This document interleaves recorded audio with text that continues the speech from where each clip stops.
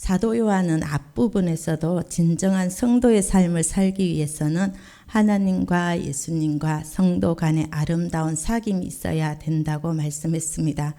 그리고 그는 자신이 요한일서를 기록한 이유에 대해서도 2장 1절에서는 너희로 죄를 범하지 않게 하려 함이라고 말씀하셨고, 오늘 본문 12절에도 그러함에도 불구하고 혹 죄를 지었다면은 너희 죄가 그의 이름으로 말미암아 사함을 받았다는 것을 알게 하려 함이라고 말씀하고 있습니다.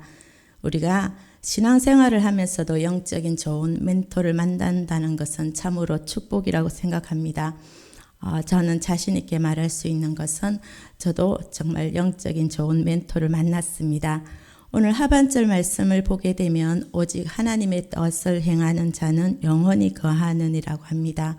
구원받은 사람은 하나님의 사랑이 그의 마음 안에 있습니다. 우리는 예수님의 또한 핏값으로 구원을 받았습니다. 구원받은 사람은 당연히 예수님을 닮아갑니다. 예수님을 닮아 예수님이 끝까지 우리를 사랑하셨던 것처럼 또 마지막에 십자가에 못 박혀 죽으심으로써도 십자가에 못 박는 그 사람들을 위해서 아버지 저들의 죄를 용서해 주십시오. 자신들이 무엇을 하는지 알지 못합니다라고 끝까지 기도해 주셨던 예수님이셨습니다. 제자들의 발을 씻기시면서도 배신하는 그들 제자들을 위해서 끝까지 사랑하신 예수님이십니다. 예수님의 사랑과 예수님의 그 심장을 가지고 하나님이 허락해 주신 또 내 이웃을 정말로 내 몸과 같이 우리도 사랑하고 있는가를 우리 자신들에게 물어봐야 할 것입니다.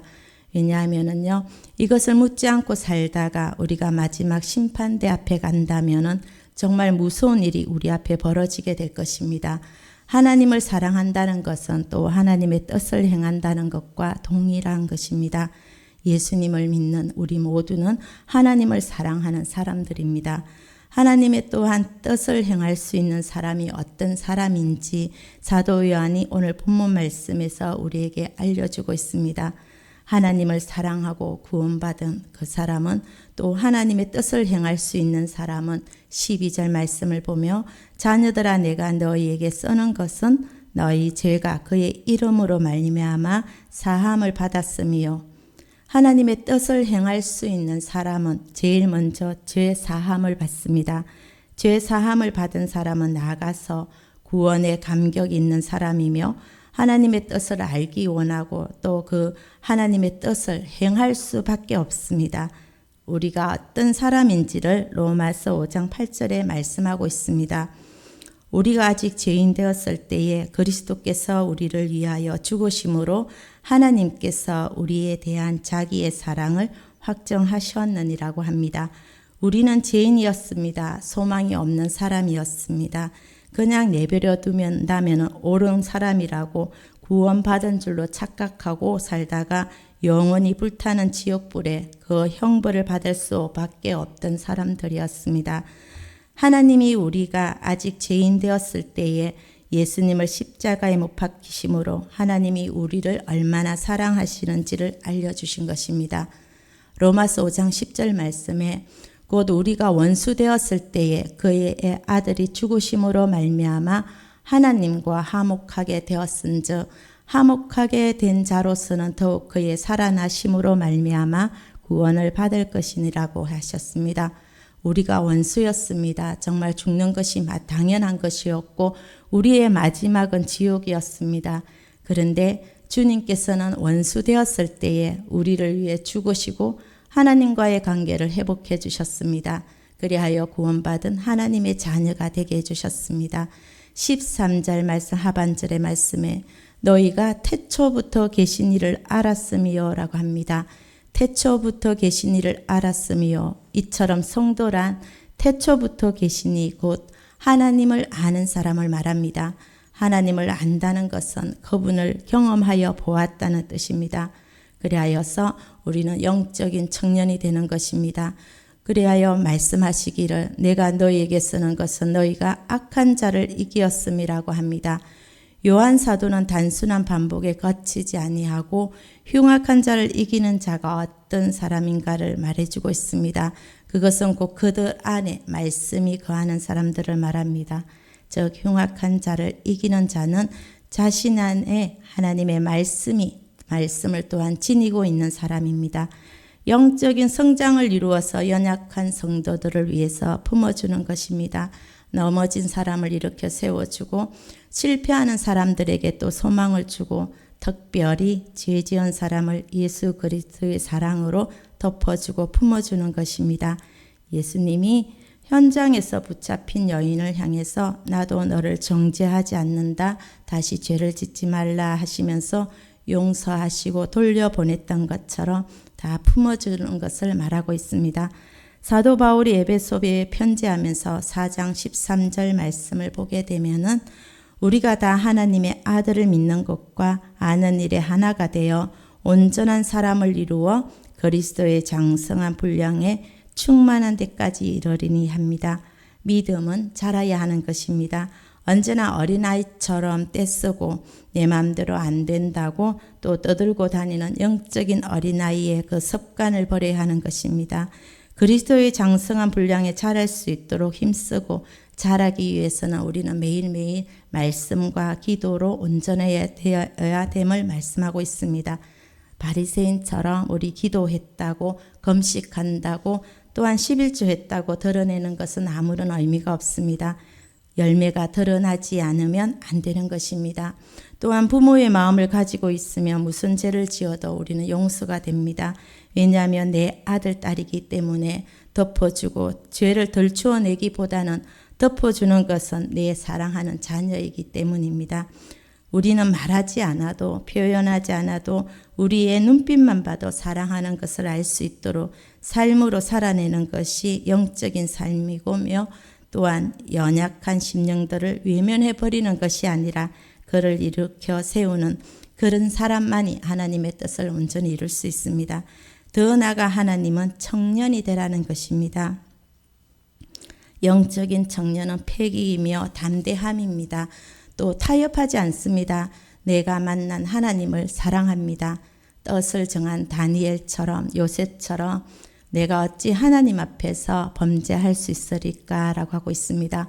엄밀한 죄가 올지라도 또 세상의 부귀영화가 내게 올지라도 하나님이 우리와 함께 하시며 하나님이 우리를 보고 계시는 겁니다.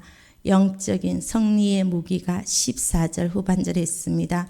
너희가 강하고 또 하나님의 말씀이 너희 안에 거하시면 너희가 흉악한 자를 이기었음이라 합니다. 승리의 비결은 결국 하나님의 말씀입니다. 말씀과 기도와 거룩한 삶과 믿음은 하나이며 한 식구이며 또 한 세트입니다. 말씀이 있는 사람은 반드시 기도하는 사람이며 기도하는 사람은 말씀과 함께하는 사람입니다. 말씀과 기도를 온전히 하는 그 사람만이 거룩하게 살 수밖에 없습니다. 우리가 세상을 이기기를 원한다면 정말 당당하게 어린 양의 순결한 신부로 살기를 원한다면 오늘도 우리는 말씀을 통해서 기도하는 그 삶을 살고 있는지 우리 자신들을 점검해 보아야 할 것입니다. 아무리 우리가 말씀을 읽어도 기도하지 않으면 우리의 마음은 냉랭할 수밖에 없습니다. 또한 남을 판단하는 영적인 바리새인이 될 수밖에 없고요. 말씀으로 살아내지 않는다면 그 어느 누구도 우리를 두려워하지 않을 것입니다. 말씀과 기도와 삶은 하나이기 때문입니다. 더 나아가서 하나님의 뜻을 행하는 삶에 있어서 버려야 할 것을 말씀하고 있습니다. 15절입니다. 이 세상이나 세상에 있는 것들을 사랑하지 말라고 하였습니다. 우리는 세상이라는 곳에 살고 있으며 세상 사람들과 만나고 헤어지며 또 웃으며 살아갑니다. 또한 세상을 창조하신 분이 우리가 섬기는 여호와임을 기억하고 있습니다. 그런데 본문은 지금 성도들이 세상에 대해서 경계해야 할 것을 강력하게 권고하고 있습니다. 따라서 세상은 하나님의 사랑의 대상입니다. 이는 요한복음 3장 16절 말씀에 하나님이 세상을 이처럼 사랑하사 분명하게 드러나 있습니다. 예수님은 세상에 또한 인간의 모습으로 오셔서 죄인들과 함께 먹고 마시면서 복음을 전파하셨습니다. 그리고 모든 환난에서 세상을 이기셨습니다. 그리스도는 세상의 빛이셨습니다. 세상의 구주시며 세상 죄를 지고 가는 하나님의 어린 양이십니다. 그러나 세상은 또한 악한 자의 손에서 사로잡혀 하나님을 반역하려고 애를 쓰고 있습니다. 이렇게 말씀하시면서 빛이신 하나님의 아들이 세상에 왔을 때 세상이 그를 알아보지 못했고 또 미워했고 결국 그를 십자가에 못 박고 말았습니다. 우리는 예수님처럼 세상을 품는 그리스도인이 되어야 합니다. 죄악된 세상을 미워하면서도 예수님 안에서 그런 세상을 사랑할 수 있어야 할 것입니다. 그렇다면 우리가 어떻게 하면 이러한 세상의 죄악과 우리를 유혹하는 마귀를 물리칠 수 있을까요?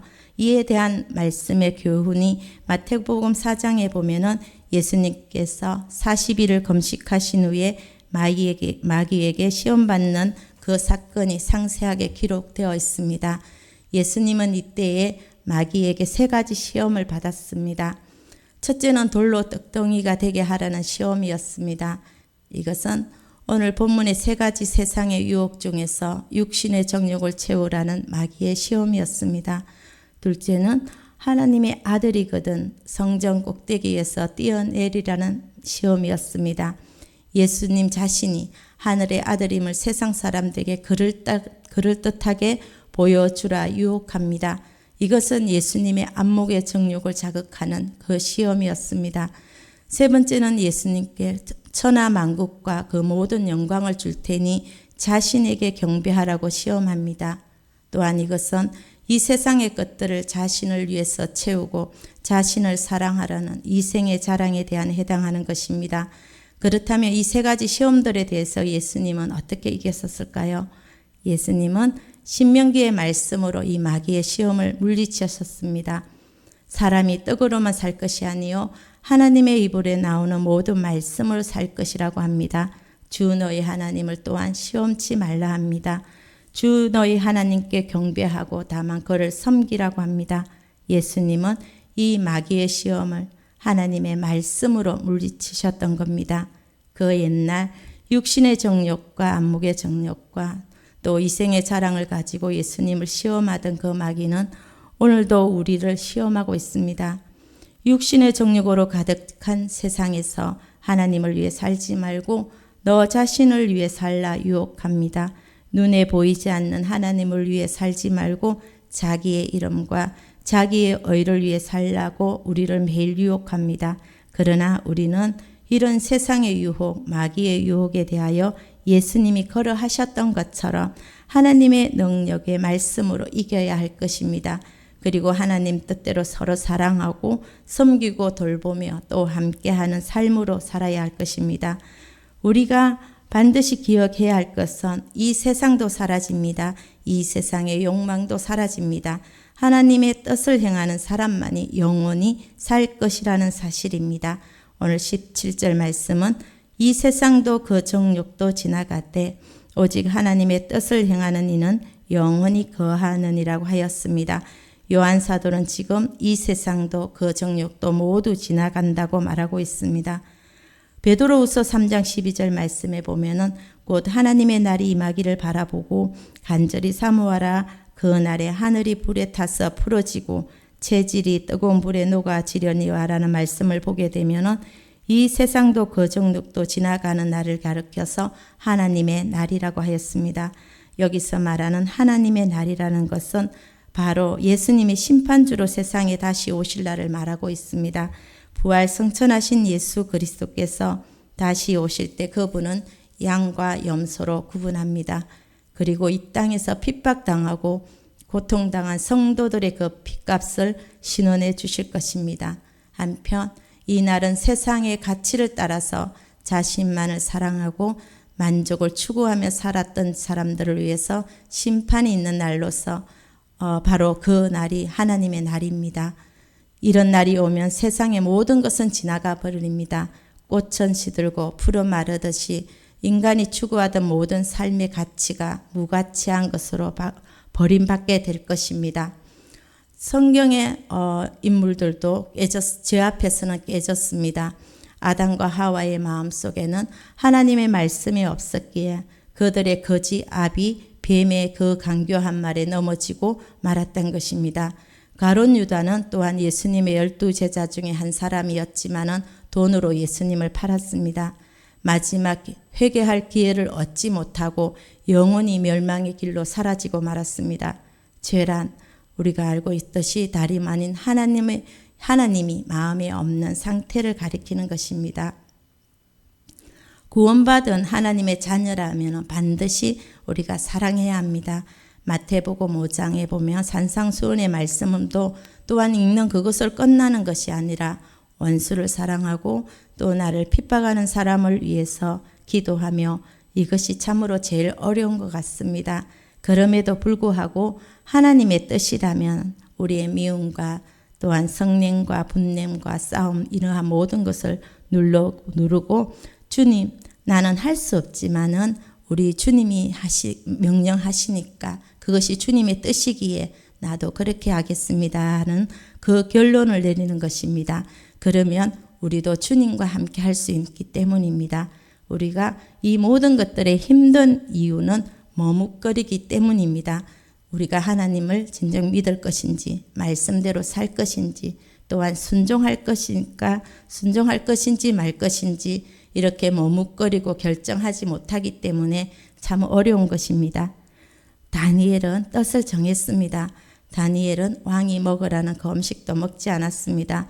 늘 하던 대로 하루에 3번씩 하나님께 기도합니다.